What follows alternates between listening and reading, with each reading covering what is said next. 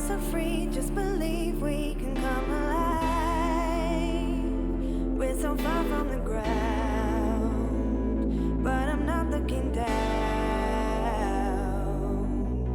Feel the warmth of the breeze rushing over me.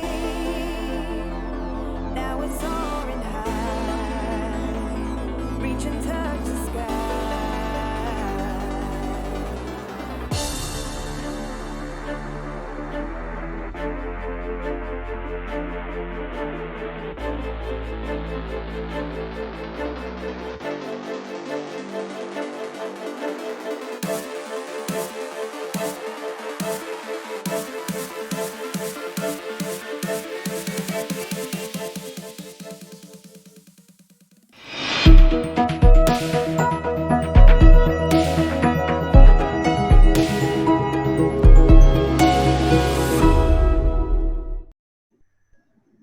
We are live. Welcome to this week's Cryptocopia Live AMA. If you're new to Cryptocopia, we are a community focusing on all things cryptocurrency. We're perfect for seasoned vets and beginners who are new to all of this stuff.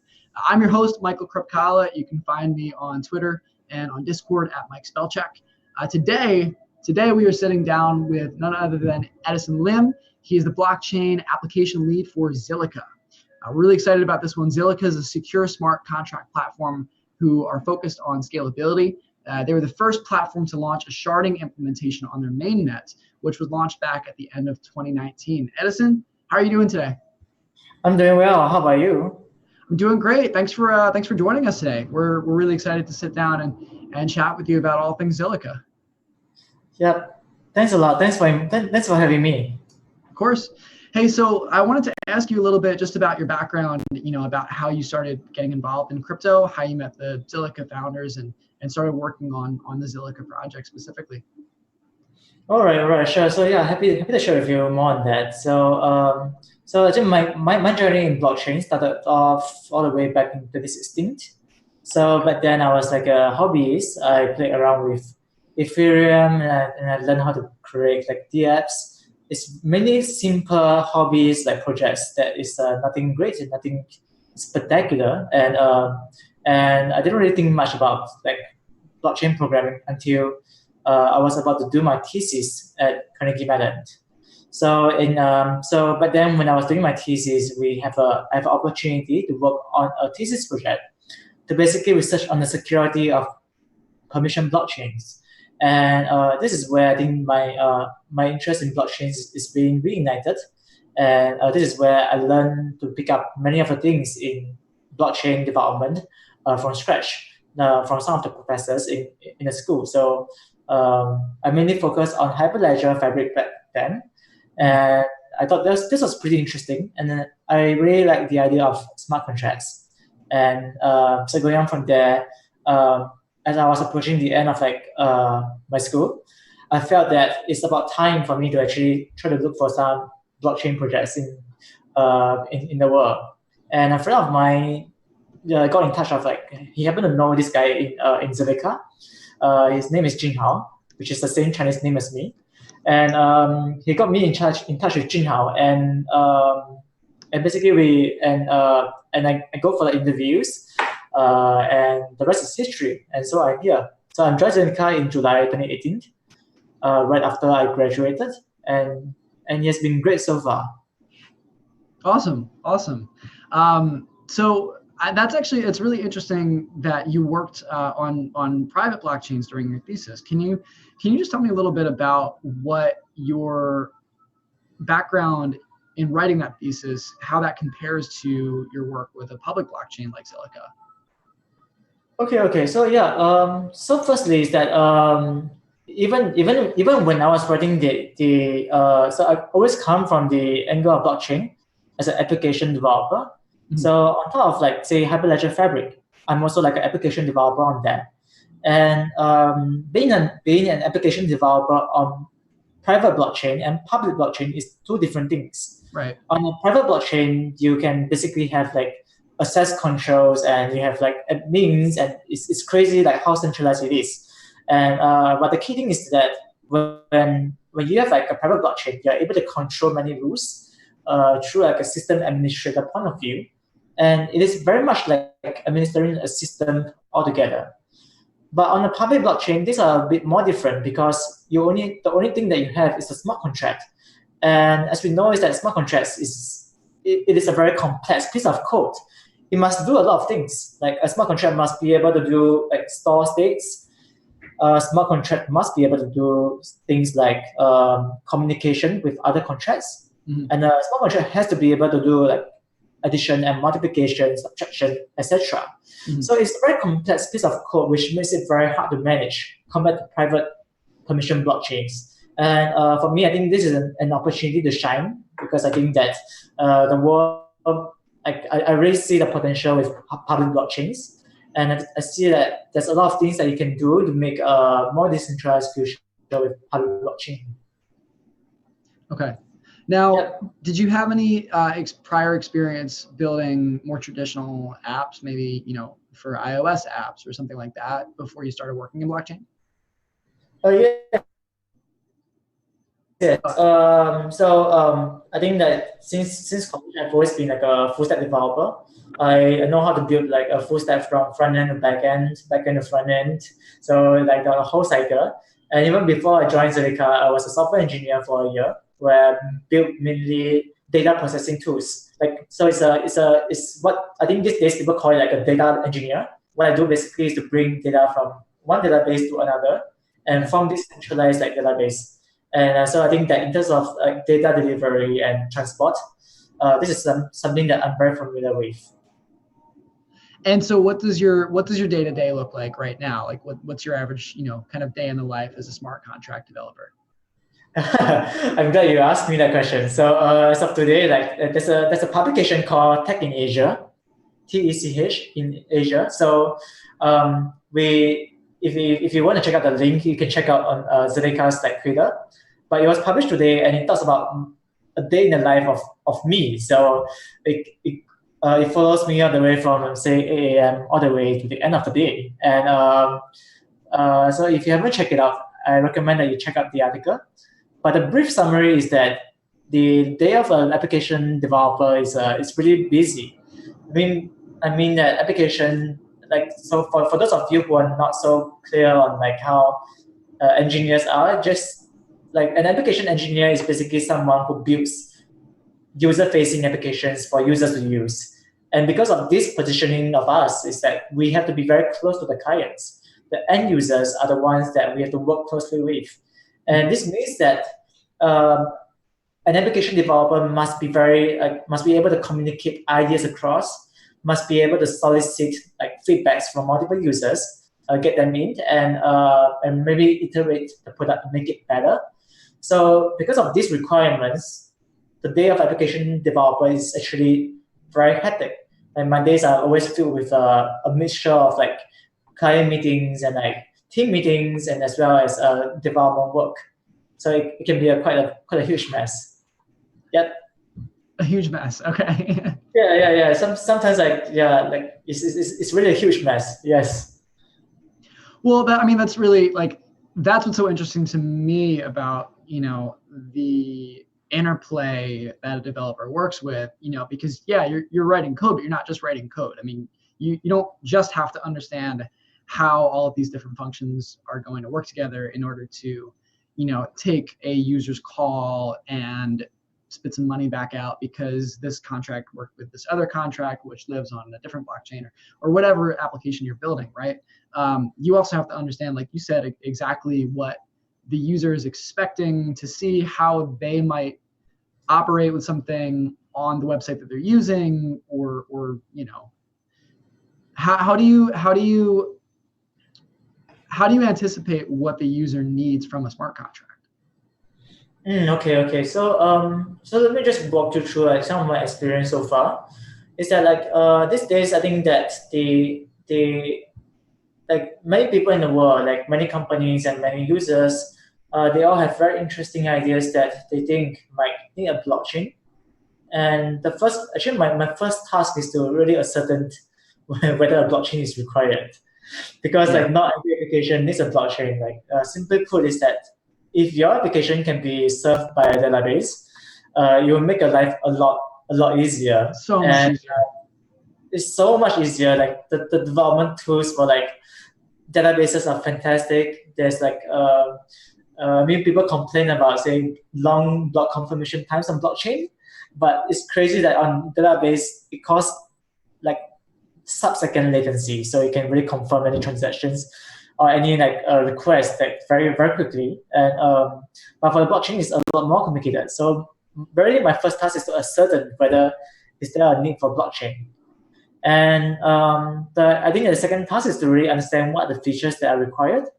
So let's say that if you are like a supply chain and you're thinking of making like a supply chain application on top of a blockchain, and the first of all is to understand who are the actors involved in this supply chain and what kind of information they need. And thirdly is that you want to understand how you can then go ahead and reward people for the work that has been done. So imagine that you have a supply chain and you have like someone who's actually receiving like a parcel.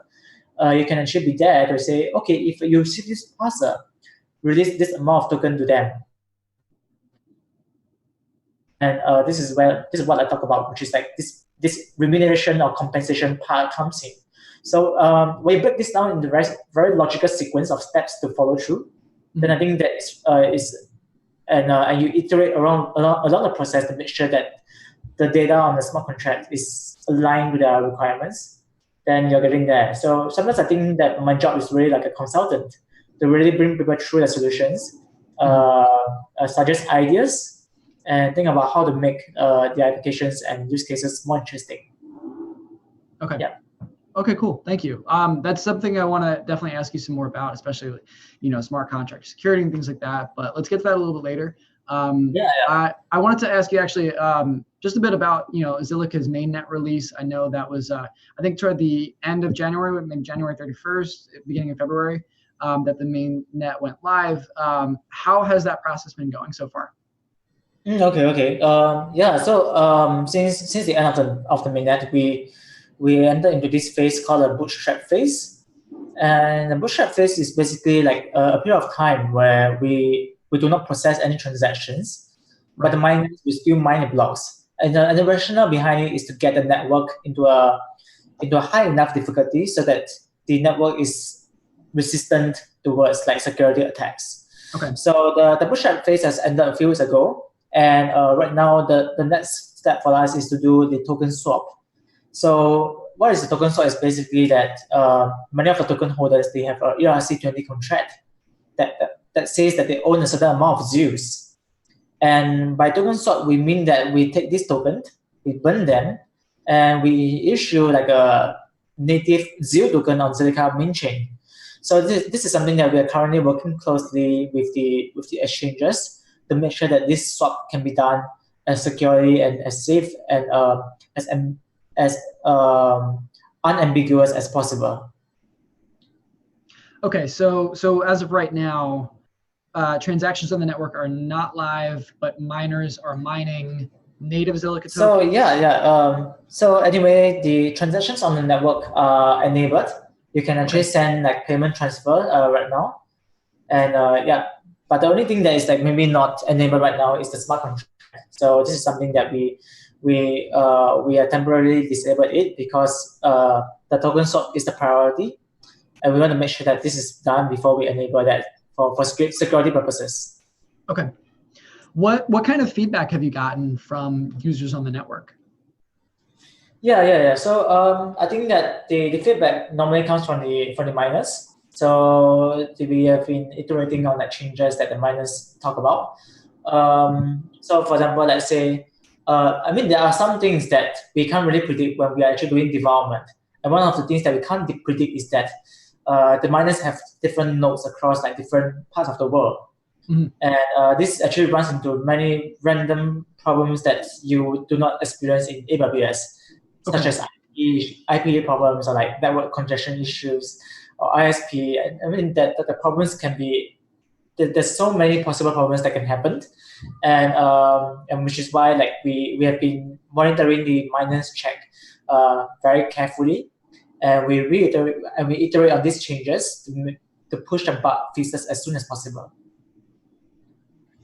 Do you see a different distribution of nodes than you expected? Like, do you see them really concentrated in one country, or are they coming from all over the world?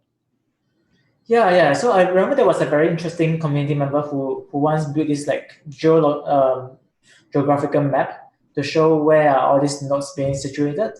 And I think it's quite interesting because like I think what the I think that it's very distributed. It is very distributed across the whole world. We have representations of like nodes in different areas, and I think this is something that I felt was very very interesting because like based on my like, personal interactions, I think that I thought that miners are always centric around Europe or centric around China, where the electricity is much cheaper. Right. And but the results from the geoplotting actually show otherwise. Is that the nodes are very distributed across the whole world, and I think this is something that we are extremely proud of. Yeah, that's a healthy sign of a good network. I mean, that you want a distributed network to be distributed, right? Yes, of course, yeah, and it makes sense for it to be like across the whole world, yeah. So this is something that we felt was. I think the network's cutting out a little bit. Oh, I think we should be back now. There's a quick glitch in the connection. All right, so just a heads up, everybody, everybody in Cryptocopia, in the next 15 minutes, we're going to be switching over to your questions. So I'll start reading off, what you guys have been asking in the lobby. But yeah, feel free to keep hitting us up in the AMA thread. Let us know what you want to hear from Edison, and we will ask him.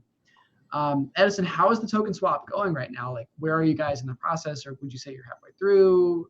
Which exchanges have already, onboarded the switch from ERC20 to the native Zilliqa tokens? Like, where are you guys at with that? Yeah, so I think that many of the exchanges that we are working with, they are getting ready for the swap, and some of the exchanges have already begun like on the swap.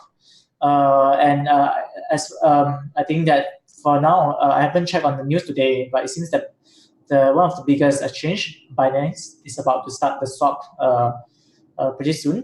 But the thing is that if you do miss a swap, there will be multiple rounds of like swap for exchanges like Binance. So I think that what is most important is that for token holders is to stay tuned to our Telegram channel. And this is where we'll broadcast like the news of which exchange is going to start the swap, and you can basically trust that the exchange will take care of that for you. Okay. Yeah, I was actually just going to ask you, what would a token holder need to do in order to switch their swap their tokens? Yeah, so I think the answer is that they just have to send the tokens to the exchange, and the exchange is going to handle that for you.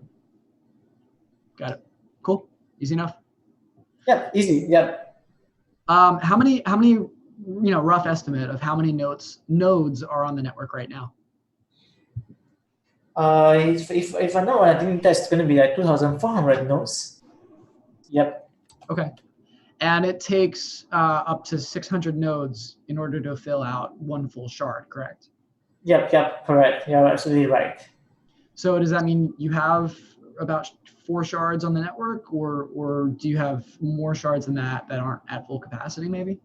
So this is how it works. So when we say that the total number is 2,400 nodes, 600 of them are going to be in this committee called like directory service committee, and there will be 3 shards, 600 nodes each. Okay. Below that. So this is where we get the final figure. This 2,400. There's 3 shards on the network. Mm-hmm. Yep. So 600 plus 3 times 600. Yep. Okay. One of the things that I find really interesting about Zilliqa is that you guys scale linearly. And as I understand it, the more shards that are added to the network, the more transaction throughput you have and the more secure the network is, because it's obviously harder for an attacker to attack one shard, because you assign nodes randomly. If somebody signs onto the network, then they're randomly placed within whichever shard. And correct me if I'm wrong with any of this, by the way. But so as more shards and as more nodes are added, your scalability increases at I would assume a somewhat predictable rate.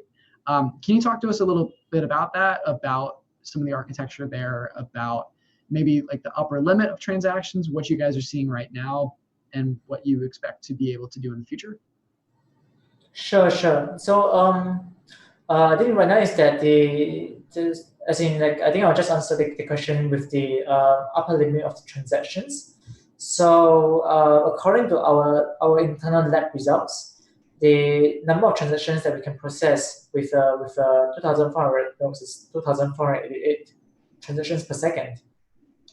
And based on our lab results is that if we scale the network from let's say 1,200 nodes to 1,800 and to 2,400, we see a linear trend. And I think that it really begs this question, like what is the upper bound? And I think this is something that we are interested to test as well. But the thing is that there's a limit to how much we can test internally in the lab. So there's a few limit here. Is one, it gets very difficult to control many different nodes in the AWS. So just to give you like a context of what's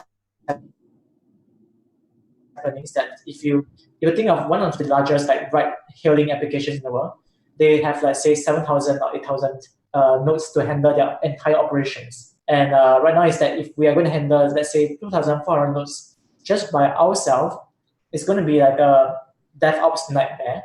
And we can't really just bring this number to say let's say 24,000 or like 50,000. I mean there's logistical challenges when it comes to scaling the number of nodes on internal testing. But this is something that we think that is interested to test in the future. For now, our priority has always been to make sure that the mainnet is stable, the mainnet is secure, and we think that this transactions like speed that we are having is actually quite a good number. It's not like it's a race today because you're already a few TPS per second ahead of Bitcoin and Ethereum and some of the other major platforms, right? Yeah, you're right. So, just a few. I mean, Bitcoin's at how many can they do? 7. 7. Yeah. But the thing is like for other chains who has this scalability like limit, they also have like a very robust like say layer 2 ecosystem where they can bring scalability on layer 2 systems. Sure. But for Zilliqa, what we believe is that we want to solve these layer 1 scalability issues. And I think this is like, and we are happy to launch the first sharded blockchain in the world. Can you tell us a little bit about if we were to compare Zilliqa to Ethereum's plan for sharding, which they obviously haven't implemented live yet. There's a lot of research going into it. I don't fully understand exactly like what the plan is going to be, but I do have a rough idea of the beacon chain that's going to be sort of the leader for all the shards within the network. How does that architecture compare to what you guys are doing? Yeah, so I think broadly speaking, like the sharding that Ethereum wish to do is the state sharding problem. And state sharding basically means that we can actually shard the state across like different shards, so that like not one shard can have the global state. And in this case, you actually solve the data storage issue with blockchains in general. And for Zilliqa is not solving that problem yet. What Zilliqa is solving right now is what we call transaction sharding, where let's say that if you're a blockchain that receives let's say 100 transactions across 2 shards, and what we basically do is to break this 100 into and allocate them into different shards, so that transactions can be processed in parallel. And this is very different from state sharding, and I think this is the main difference between Ethereum sharding and Zilliqa sharding. Okay. Now, if I'm sending a transaction, 1 Bitcoin, let's say, and okay, 1 Bitcoin isn't a good example because that's going to be a cross-blockchain transaction. So if I'm sending, let's just say 1,000 Zilliqa, if my Zilliqa is being pulled from maybe 3 or 4 different users that have paid me in the past, then if 2 of those transactions that I have received in the past and then am sending to somebody else are from shard A and then 2 are from shard B, then how is my one transaction communicated between 2 different shards? Okay, so let me just explain to you like I think that I have to go a step back to talk about how the consensus runs. So let's imagine that, okay, so we have like two figures here, Alice and Bob.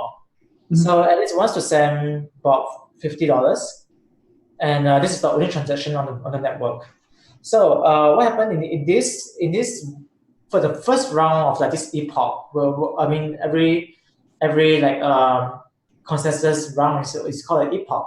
So during this transaction epoch, let's say Alice wants to send Bob $50, and we allocate that to say shard A, and shard A basically and so there's 2 shards, shard A and shard B.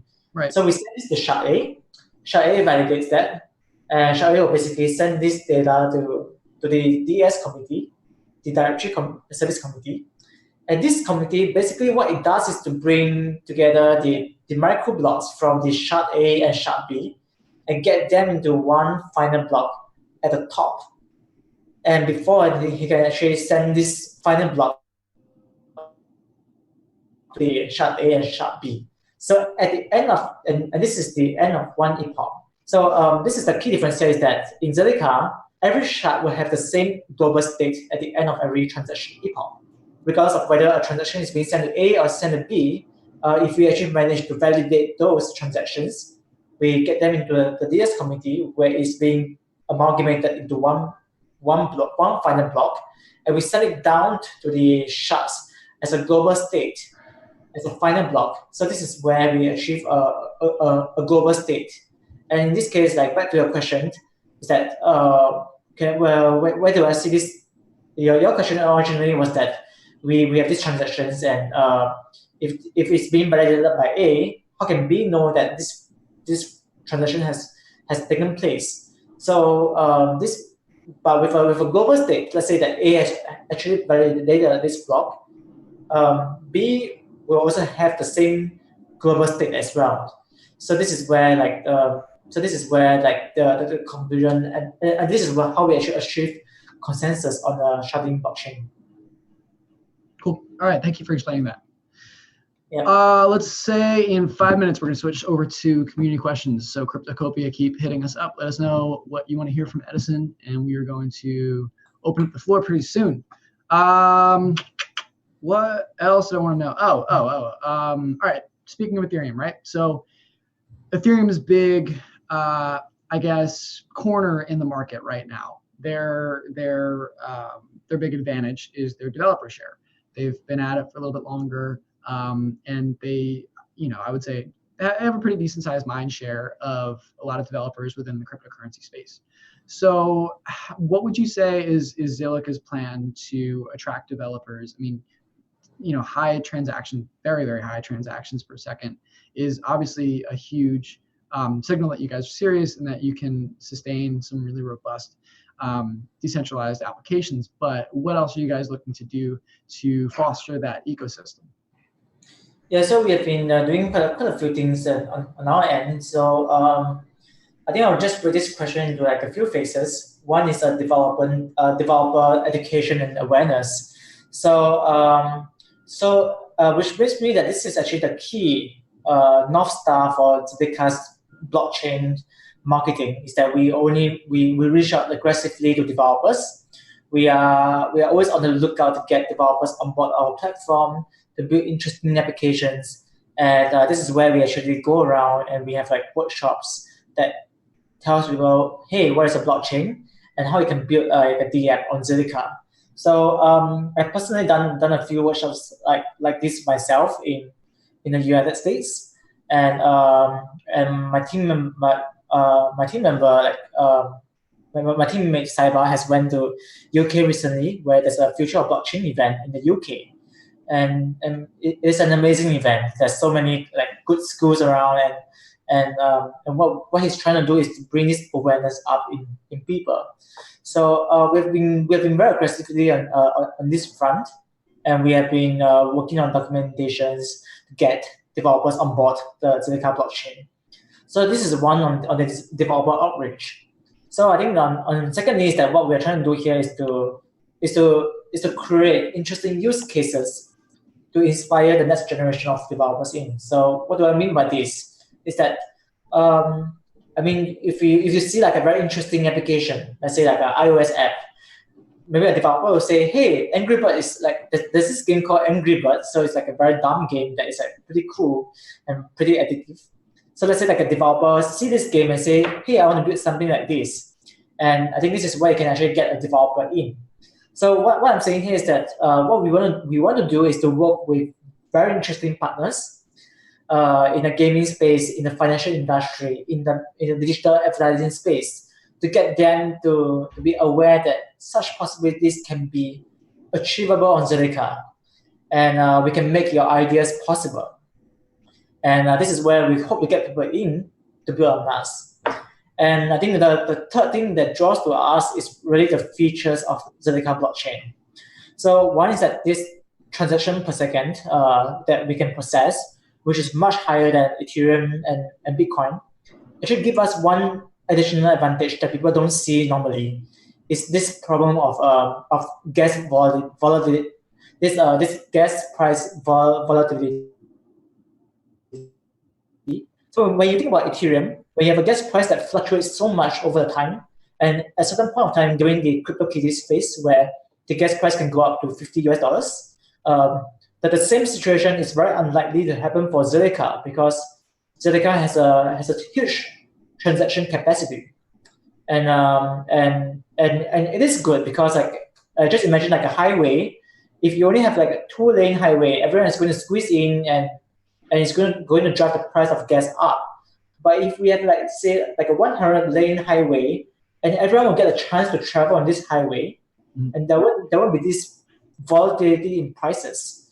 So I think this is one thing that can bring serious DApp developers in. And of course, the transaction fees on Zilliqa is also a lot smaller than Ethereum and Bitcoin, and it's only a fraction of a cent to do any zero transfer. So I think these are the main advantages of. So as a recap, is that how are we attracting developers? One is that we have a developer marketing marketing team that's being led by Cyber to spread this awareness of blockchain across the world. So the second is that we are trying to work with interesting game companies to basically build. We are trying to work with interesting companies to build real life cases to demonstrate the applicability of blockchain. And thirdly is to illustrate the features of Zilliqa blockchain and why building on us is the next cool thing to do. So these three things in parallel is going to help us to align our vision and our objective, which is to get adoption in the market. Okay. All right. Got it. Thank you, Edison. We are going to switch up. Let's open up the floor and hear from the community. Speaking of community, first up, Zilliqa. Zilliqa wants to know, there are many approaches to blockchain scalability, whether it be side chains or consensus mechanisms such as proof of stake. What drew the team to opt for sharding instead? Pardon, can you repeat the question again? What is the team? Yeah. So there are a lot of different ways to look at scaling a blockchain. Why did you guys choose to use sharding as your design to achieve scalability instead of something like proof of stake or side chains? Oh yeah, so okay, so I think that the first thing is that so Zilliqa actually came from like a research paper that was published back in like 2015, 2016, and the paper basically talked about how we can scale private blockchain with the idea of sharding, and based on the calculation during then is that if you have something like a sharding, we think that this is a good way to bring like a decentralized network that is scalable linearly with the number of nodes that comes in. So the idea is that the more nodes that comes in, the more transactions that Zilliqa blockchain is able to process. So I think this is one of the keystone of this idea. With other approaches to scalability, I think that we can break this into a few portions. One is like this POS idea, which I think is very interesting. But the thing is that I think POS as of now is a research a idea that's still being researched, and I haven't seen much project that is in production that uses POS for now. And I think this is a quite interesting space to look out for. And also like for other layer 2 solutions, like say side chains or plasma chains, etc.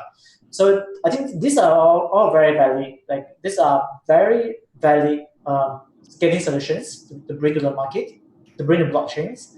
But Zilliqa mission is and always been is to scale layer 1 blockchain. And we do so because we think that there's many interesting things that can build on top of us on layer 2. And but what we want to do is to build a very strong foundation that can power like many other layer 2 in the future. So this is something that we think is important to build a very robust layer 1 solution that anyone can use in the world. Okay, makes sense. Thank you, Edison. Let's move on to Yellowson. Yellowson wants to know. This one's a two-parter. Question 1, how are you planning to drive adoption of Zilliqa throughout the year? True what? How do you plan to drive adoption throughout this year, throughout 2019? Yes. So like I said just now, and just to recap, is that we have three pillars that is crucial for developer adoption, and one is developer education. This is where we are actually doing like many interesting things like building tutorials or like building API documents to really get developers on board quickly. And the second one is to really illustrate the potential of blockchains through real-life applications. We want to show you cool applications that can be built, like games and like things that can be built on blockchain that uses this idea about the non-fungible tokens to trade game assets. And I think this is a very interesting idea to bring to the table. And also, thirdly, is to illustrate the benefits of Zilliqa blockchain more prominently. And one of the things that I think that we can actually illustrate more is that the gas prices on Zilliqa is extremely low, which will lower your cost for many interesting applications like micropayments, etc. So I think that if we continue on this approach and stay true to our goals of like driving adoption through these three pillars of strategy, I think this is where we can actually drive adoption in the future. Okay. And then there's a second part to that question from Yellowson. Do current partners already have a product ready to deploy on the network once smart contracting is enabled? Yes, I think that. So on one hand is that we have some projects like say Mindshare, which is a very interesting use case, and it's being built on Zilliqa's blockchain with a smart contract enabled. So this is an illustration that some things just work like on Zilliqa blockchain, and it's a very cost-effective manner to actually do it. But the thing is that the reality is that for Mindshare, it is still an enterprise. I mean, it is an advertising network. I mean, it is a very interesting use case, but like normal users like me and you, we can't really interact with the Mindshare smart contract at all. Yeah. So only the alliance can interact with them. So there are also other use cases like say games, which is very interesting. In fact, just a little bit of teaser is that we are trying to get like a beta demo of a game to be demonstrated in Consensus in New York next month. So I think this is something to look out for, and we are hoping to show you something that can be built on Zilliqa. Okay. Yeah, we'll be excited to watch that. I mean, Consensus is pretty close, actually. It's coming up right in May, but we're maybe 2-3 weeks away. Yeah. So that'll be exciting to see. Sorry, go ahead. Are you based in New York? I am, yeah. Yeah, so hopefully I'll be there. I don't have a ticket yet, but we'll see. I might see you there. Yeah. Sure. Alexandra S wants to know, can you explain Zilliqa's bootstrap phase? I know we talked about that a little bit, but what does the bootstrap phase mean for the network right now, and why is it needed? Yeah, so I think just now, as we mentioned, is that the bootstrap phase is the idea of like bringing the network to a high enough difficulty so that it makes it difficult for attackers to attack the network. So think of it this way: is that so Zilliqa relies on this idea of proof of work to validate the nodes that are coming into the network. And the idea is that we need enough time for the miners to mine a block and raise this hashing power to a high enough difficulty so that the network is secure enough for future attacks. And this is very vital for the network stability. And this is and as of I think a few weeks ago, we have ended the Bootstrap phase. So right now, payment transfer can be done on Zilliqa blockchain. And this is where you can see many miners are trying to send zeals to each other, and you can see that the exchanges are doing the token swap on the Zilliqa main chain. So so the Bootstrap phase has finished, and we are entering the next phase, which is to drive adoption for Zilliqa. Got it. Thank you for explaining that. Cryptkeeper wants to know, all right, let's see here. In the white paper, you mentioned that we aim to mine roughly 80% of the tokens in the first 4 years and the remaining 20% in the next 6 years. Why so much? Why are you mining so many tokens up front? Yeah, so I mean, just a disclaimer is that I might not be the best person to talk about the distribution of the token. Because this, but what I can tell you is that development of a blockchain is a very expensive activity to do. Like, just imagine that when we talk about, say, we run like a 2,400 nodes like cluster. And do you know how much it costs us in AWS render fee? I think that you can basically do your own math to know that development of any technology is very, very expensive. And this is where we think that the amount of money, if we mine ourselves, is going to go into the development costs on our end. So I think that this is like where I think that we have been very transparent in talking about the distribution of the tokens. Where is it going to, and what is it going to be used for? And it's all explained in the blog post in the token generation event. Okay. Hey, great questions, you guys, so far. Keep them coming. Keep letting us know what you want to hear in the AMA thread and in Cryptocopia. And we will keep watching and, ask Edison for you. Cinnamon is next up. Cinnamon wants to know if there is any plan to implement the bytecode layer. That's from the 2018 white paper. If you guys are going to implement the bytecode layer after Scylla, the IL, I'm not sure what IL stands for, but when that's more mature, are you going to implement the bytecode layer? I think that is like we have done some research in our team as of now. I think we have looked into this method in greater detail, and I think there's plans to actually do this like, in the future. But for now, what we are doing with Silica is to make sure that the language is accessible, is complete, and I think that what we're trying to do here is to build the Silica foundation strong, so that we can build like higher level language, like say like a programming language on top of Silica in the future, because we think that this Silica base has to be strong before we think about other things like LLVM bytecode level, or like say the higher level language. The Silica level must be strong, and this is what we're working on right now. Okay. How far along would you say you guys are within the development of Scylla? Yeah, I think development of any product in the world is an ongoing process. It's a never-ending process. There's always ways to make it better. And but for now, what we are doing here is we have done a lot of like testing, and we think that there are some areas that we can make Scylla run faster.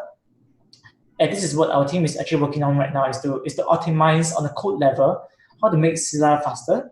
And I think this is an ongoing process for the foreseeable future. Cool. WQP wants to know, so looking at Zilliqa, there have been some delays with every roadmap deliverable. Of course, we all prefer quality features that actually work, but how realistic are the future roadmap deliverables?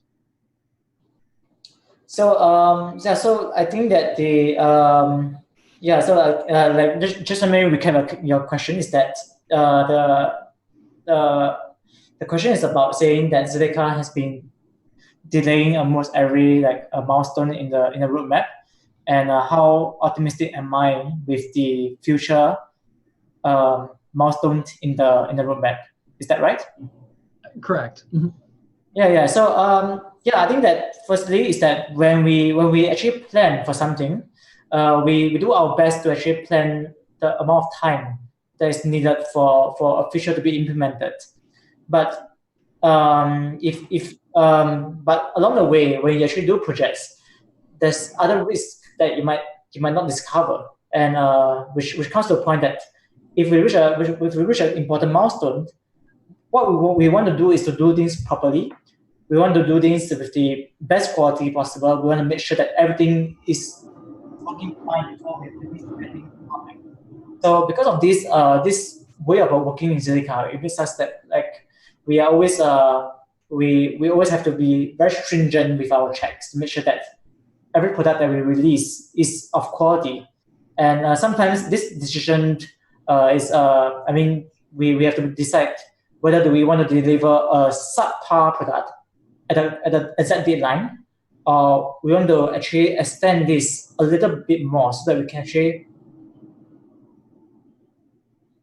do some development and testing to make sure that everything is correct before we push out to the public. For Zilliqa, we always choose the latter because blockchain is a very sensitive technology, because it is a technology that represents real assets, and you have to be very careful with the software delivery and planning.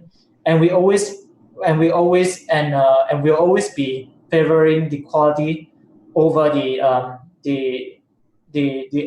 pushing out features at the exact timeline. And barring this is that we know that at some point of time we might not be very accurate in our planning in the past, but we have always learned lessons along the way, and we learned along the way. We iterate, and we learn to actually mitigate the risk so that we can get more accurate with our future milestones in the future. So this is something that we know is bothering the community at some point, and we are taking active steps to actually mitigate that. Okay. Yeah. I mean, personally, I think it's a really fair answer. You know, if Angry Birds crashes because there was a release that was rolled out that had a bug in it that wasn't covered, or that was pushed a little bit too quickly, somebody can't play Angry Birds during their lunch break. But if you're seeing the same problem on a blockchain, businesses are running on a public blockchain, so the consequences are very real for a lot of people, because they have money on the network. Yes.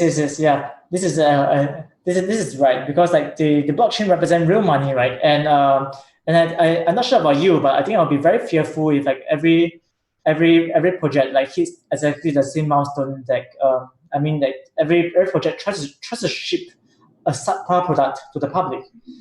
This is very dangerous to do, and I think that it is worthwhile taking some time to reassess and to relook into the product delivery and see whether can this be released or not.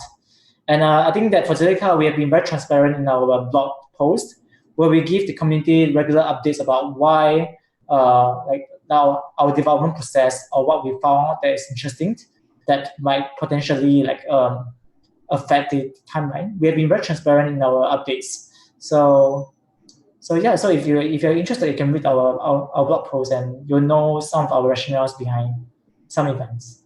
Cool. We have about roughly 10 more minutes left. So, Cryptocopia, keep asking us your questions. We're going to keep running through what y'all are asking, but we still have some more time for some more questions if anything is on your mind. Like Peas is up next. Edison, how many projects is Zilliqa onboarding each month? I don't think we can actually count it by like number of projects each month, because like what we believe in Zilliqa is to bring quality projects. And as I mentioned at the start of this AMA, is that one of the key things of any of an application developer is to first understand whether is there a need for blockchain. And I think that if we use the number of projects that we bring on board as a key metrics, it is going to be it's not going to be very fulfilling, because like I can take any projects that I want and maybe spend the company's money to attribute it, and only to realize that, hey, this thing does not even need a blockchain in the first place. So we want to avoid this kind of situation as far as possible. So we have been very stringent in our approach to bring only quality projects to the table. And I think as of now, we have brought interesting things like HJ Exchange, like Proton, and I think there's a lot more interesting like projects like games like Miss Marvel, Imon Frenzy, Krypton. They are all on board on our platform. But if the question is to ask, the question asked is, what is the number of projects that we bring each month? I think that we cannot measure it by this, but what we can measure is that what is the number of quality projects that we have bring over the past 6 months or 1 year. And my answer to that is that we have brought quite a few quality projects that demonstrates the capabilities in every in the areas that Zilliqa has identified, like the financial services, like the advertising, like gaming. We have brought projects on each of these verticals on the table. All right. Thank you for that. Zielschmers wants to know, scalability is only one of the biggest issues in blockchain today. There are other issues, obviously. And what is Zilliqa doing to address interoperability? Interoperability. Okay, so this is a good point. Is that between different blockchains, how do we actually bring data across different blockchains? So let me. I think first of all, we have some projects that actually try to do this. If you look into our ground program, there's some people working on atomic swaps between, say, ETH or like Bitcoin or like Zilliqa. And in fact, in ETH Denver, like 2 months ago, sorry, there was like a team that managed to build like an atomic swap in a matter of days at a hackathon. And we think this is actually very, very interesting. And if you're talking about interoperability, I think that over time, as our network matures and stabilizes, you can see more interesting use case and more interesting interoperability use case that bridges Zilliqa with Ethereum or like Bitcoin or any other chains in the world. Got it. Cinnamon's up next. What approaches are the Scylla team looking at to implement the high-level language to the Scylla compiler? As an LLVM backend, maybe, for instance? So for these questions, there have been internal team discussion about what is the best approach going forward. And for now, the thing is that the team is still focused on delivering the security feature of Scylla. And we are optimizing the performance of Scylla so that it can withstand the demands of a high throughput blockchain in the long run. So for now, the plans for the Scylla like backend hasn't been published. So I ask that you guys be patient and wait for the blog post about that. Okay. We have 2 questions left right now. Let's see if any more come up, but I think we will round things off after that. Serial Chiller is asking, how do you plan to deal with growing node size? For example, the proposed future archive node size. Yeah. So for the growing size, here's what we think is that we know that this is going to be a problem, and in the future, and but for the foreseeable future, within the first I think that let's say 1 year or 2 year of progress, the archival node is still going to be able to support the state size. So like, let me just give you one example. Say Ethereum. Ethereum has been around for like, say, 4 or 5 years, and the state size as of now is not to the degree that it is not manageable for a full node. It is still in a manageable size. It hasn't grown out of like proportionate. I mean, it is still okay to run like a full node on Ethereum, and I think that this is a problem that won't surface in the short run.